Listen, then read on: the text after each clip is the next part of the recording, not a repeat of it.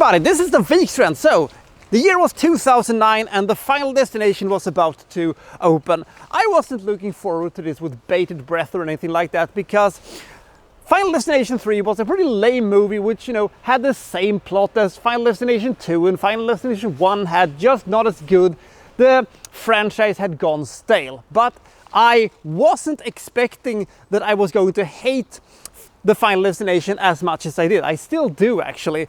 When it was all said and done, I said to a friend of mine, well, when an CGI tire flies through the air and crushes a CGI person that emits amount of CGI blood, I get CGI feelings and CGI opinions about it.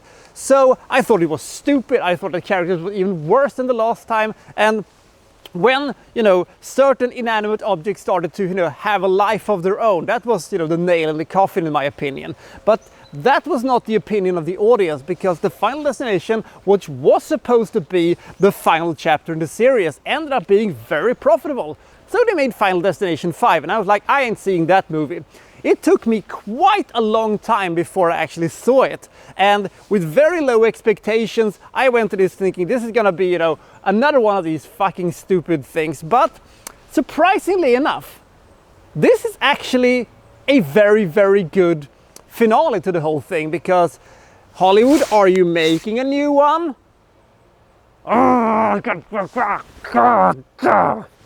Anyway, despite the disappointment that they will not let any franchises die, let's find out why Final Destination 5 is actually the third best in the entire series. It's by far better than the Final Destination and Final Destination 3. But what is it about? It is basically the same story as it always is, but it has a little bit of a twist. And the end to this movie is absolutely gorgeous. Let's find out, shall we, together. This is Final Destination 5.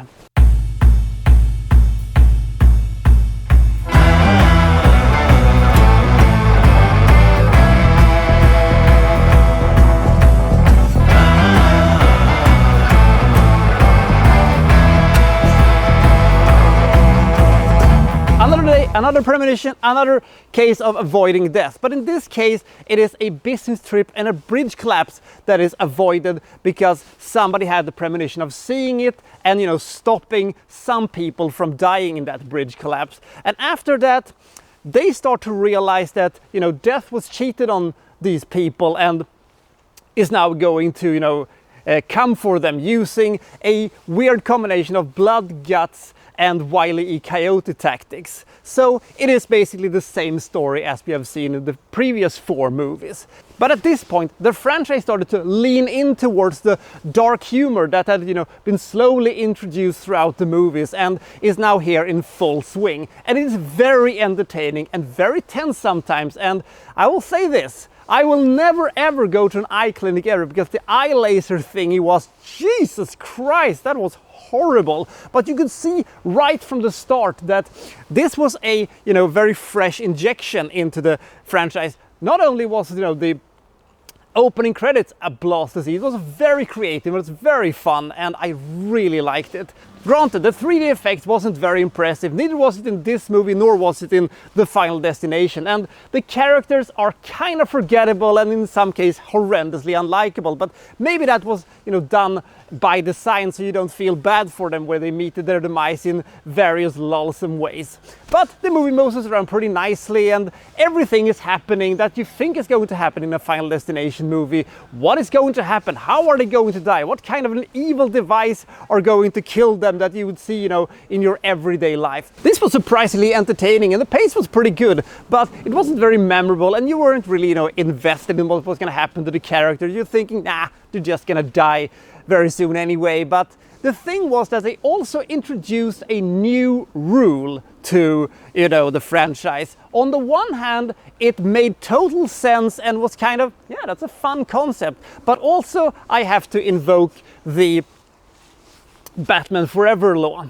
It just raises too many questions. But anyway, I appreciated the fact that the cast of this was, colleagues, and they weren't just a bunch of, your regular high school students and stuff like that. And the movie was never boring and things were happening, but all the time I was thinking when I saw this movie, there is something going on here that I haven't quite figured out yet. And when I rewatched this movie, I realized, oh, I should have seen that, and I should have seen that, and I should have seen that. But as we all know, I never see anything until it is far too late. Because the ending to this movie was quite brilliant and elevated Final Destination 5 a lot. The thing was also that when this fantastic ending had come, then they did something that was even better, and wow, what a crowd pleaser. They just did a basically highlight reel of the best kills from all the 4 movies to the tune of AC/DC's If You Want Blood, You Got It. Chef's kiss. Mwah!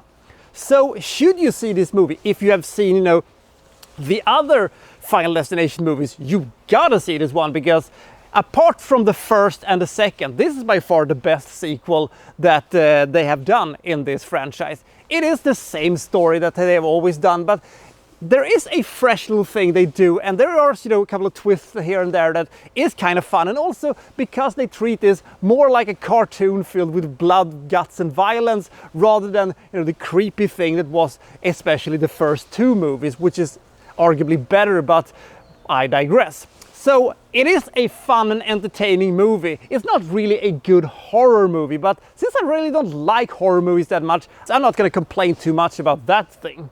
The acting and the characters in Final Destination 5 is far better than the Final Destination, but that is a very, very low bar to climb. I would have given this movie 53 points if it hadn't been for that fantastic ending. It's how you leave them, folks, so I'm gonna bump the thing up to 63 points because this was just so much fun in the end. This is a very entertaining piece of nonsense movie that contains a few sequences that are really, really tense and actually has some, suspense to itself, but mostly the movie leans more towards the absurd rather than the horrible. So which one is your favorite of the Final Destination movie? Comment below and I'll see you next time from, so-and-so reviewing, such and such. Thank you for watching. Thank you very much.